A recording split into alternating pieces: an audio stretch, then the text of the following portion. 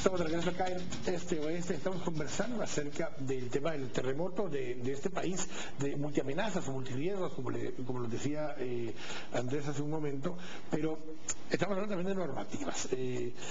Héctor Monzón nos decía, bueno, hay una planificación macro, somos un nivel alto, medio, bajo de riesgo sísmico, pero después de eso hay ciertos tipos de suelo dentro de cada una de esas capas.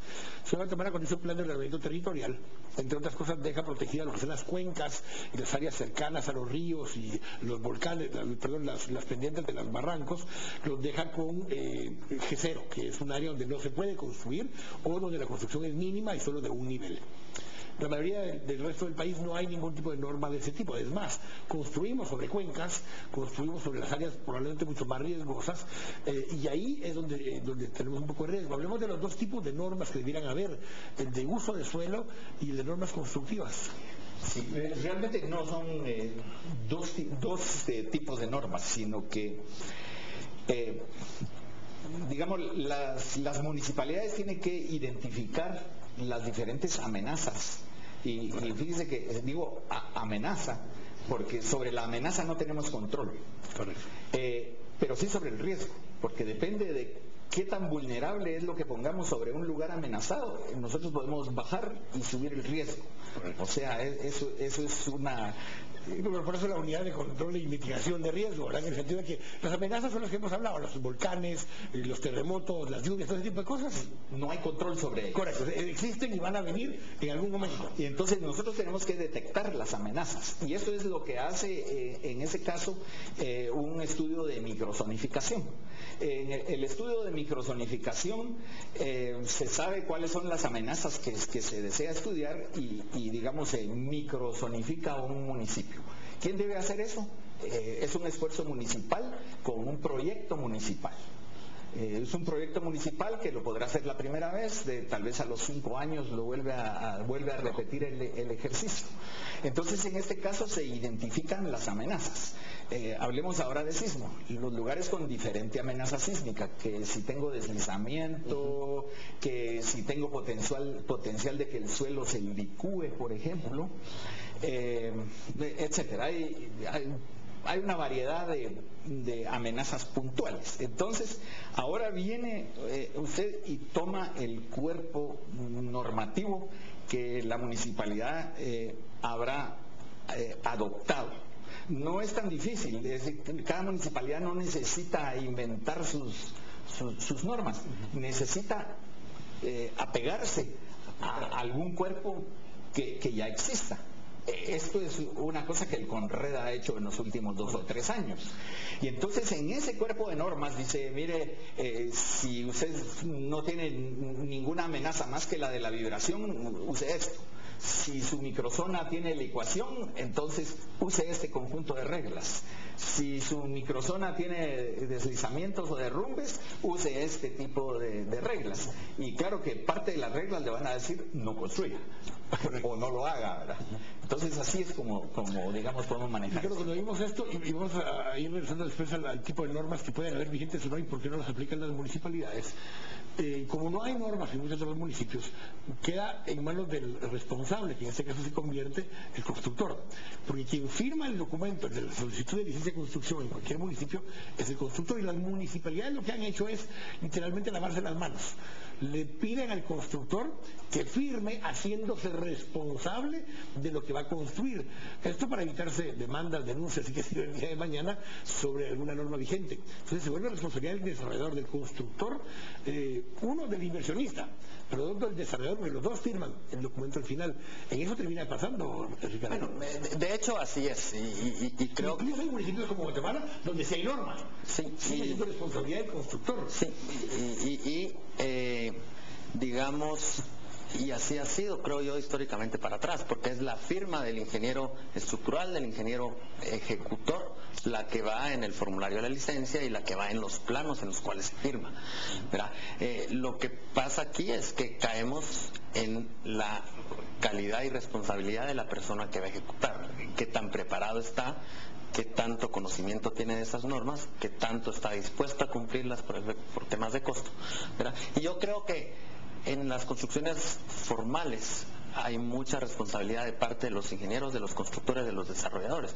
El problema es cuando nos podemos ir al interior del país, donde el factor económico se vuelve importante, donde la gente tiene menos capacidad y donde está realmente con pocos recursos tratando de encontrar un lugar donde vivir que construir, y donde probablemente no sé ni siquiera le dan una autorización o pide autorización en su municipalidad o en su municipio.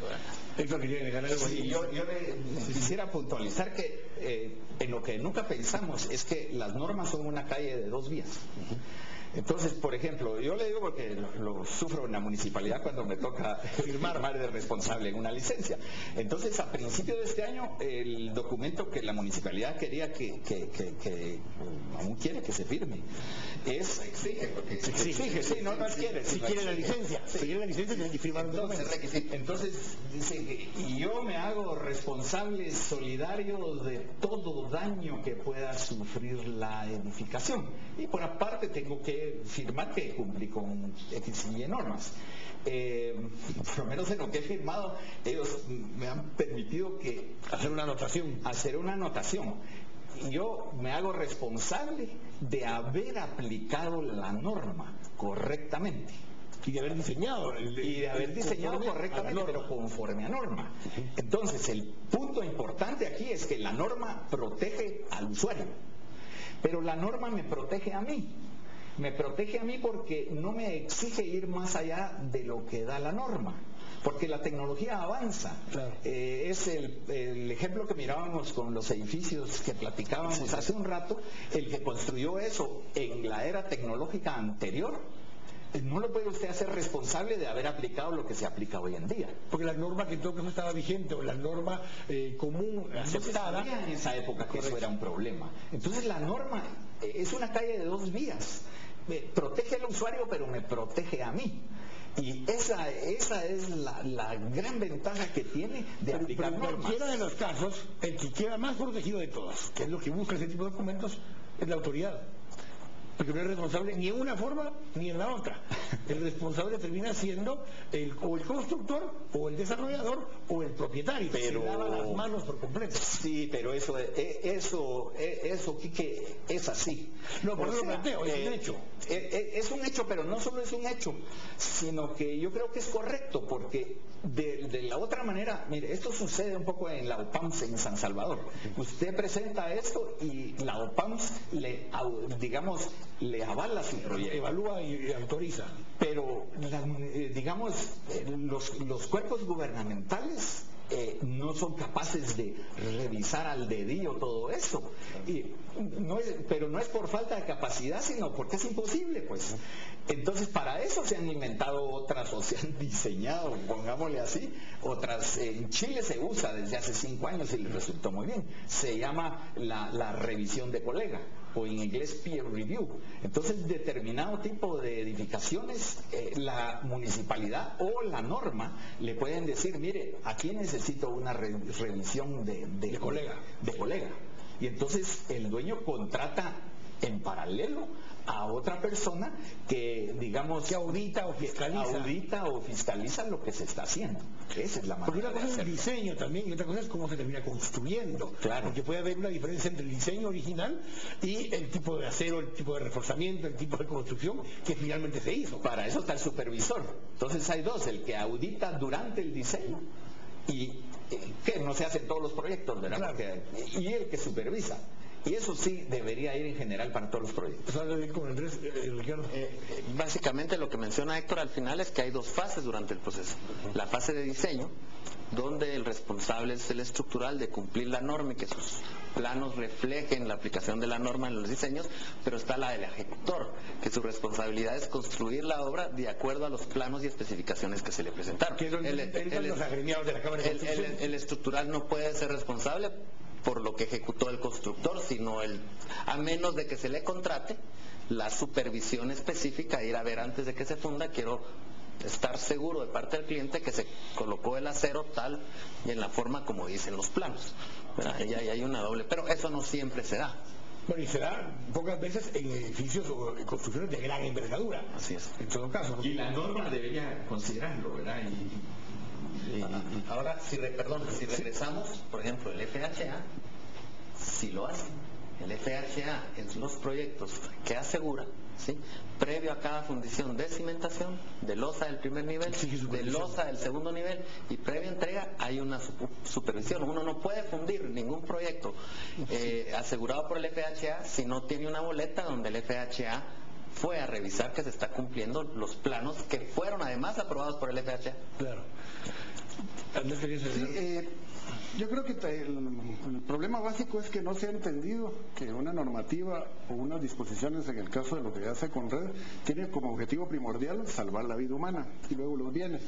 Entonces muchas veces, independientemente de las construcciones, muchas veces nosotros vamos y determinamos que un área es inestable o de riesgo, y tenemos demanda social, demanda de los alcaldes de que no hay dónde construir más proyectos de vivienda y que se autorice.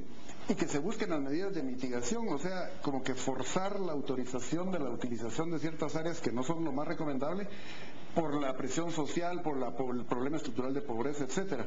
Pero si nos ponemos a ver a detalle, resulta que las medidas de mitigación son más caras que el proyecto mismo, entonces es inviable. Ahora, tenemos casos así porque normalmente puede haber un tipo de suelo donde no es recomendable construir, pero con una adecuada inversión y con algunas adecuadas trabajos hay viviendas de millones de quetzales sobre laderas. Correcto. Que estructuralmente están relativamente bien reforzadas. Nadie asegura que no vaya a haber un deslizamiento igualmente y se pueda caer, pero es más factible que esas soporte un fuerte sismo que una vivienda sin ningún tipo de estructura en el mismo lugar. Entonces, sí, haciendo una inversión adicional se puede mitigar o reducir el riesgo sustancialmente, más no eliminarlo nunca. Ese es parte del tema. No quiero ir al corte, estamos acá en este oeste, volvemos en un minuto.